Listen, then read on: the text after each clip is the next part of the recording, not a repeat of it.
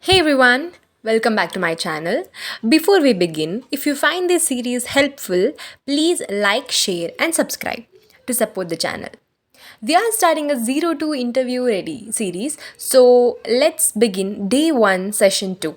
Let's learn together. Remember, this is a quick revision for interview preparation, not a detailed explanation.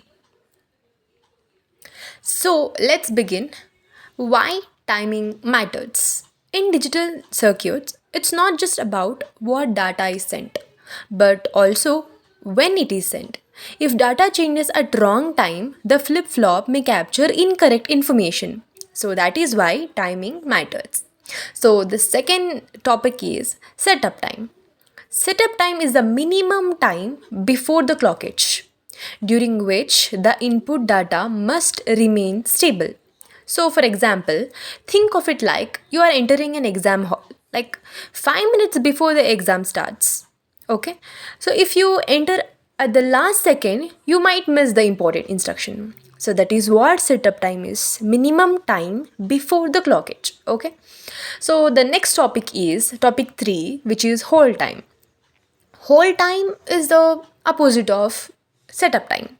So it is a minimum time after the clockage during which the input data must continue to remain stable. So, example, imagine submitting your answer sheet to the teacher. Even after handing over to the teacher, you shouldn't snatch it back immediately. That's exactly what hold time means. Got it? It is a minimum time after the clockage. So, topic 4, which is setup violation. I think you already got to know about it. So, the thing is, a setup violation happens when the data changes too close before the clockage. Getting it? The flip flop, then what happened? The flip flop become confused and may capture the wrong value. See, for example, the clockage is 10 nanoseconds, okay? And your setup time is 2 nanosecond. So then the D must be stable for 8 nanoseconds to 10 nanosecond. D is input, okay? D flip flop. So that must be stable from 8 nanoseconds to 10 nanoseconds. If D changes at 9.8 nanoseconds, the flip flop doesn't know whether it should capture the old value or the new value. So this is called a setup violation. So hold violation means exactly again suppose the clockage is about 10 nanoseconds. If hold time is 1 nanosecond, D must remain stable until 11 nanoseconds. If D changes immediately after the clockage, let's say it as 10.2 nanoseconds, the flip flop may still be sampling the input. So this is hold violation. Okay, this was about setup violation and hold violation. So the next is metastability. So if setup or hold timing is violated, the flip-flop can enter a state called metastability. Okay?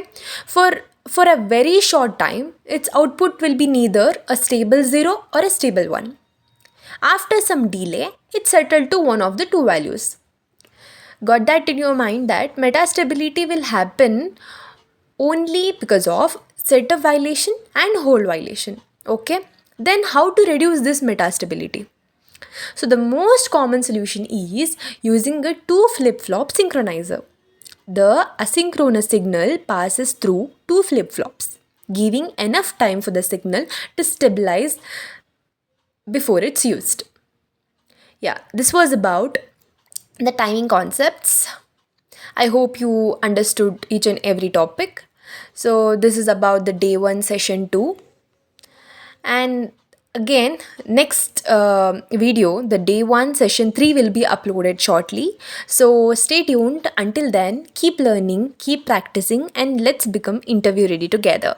And the notes will be uploaded shortly of day 1 session 1 and session 2, maybe session 3 as well, in the description. Thank you. Bye bye.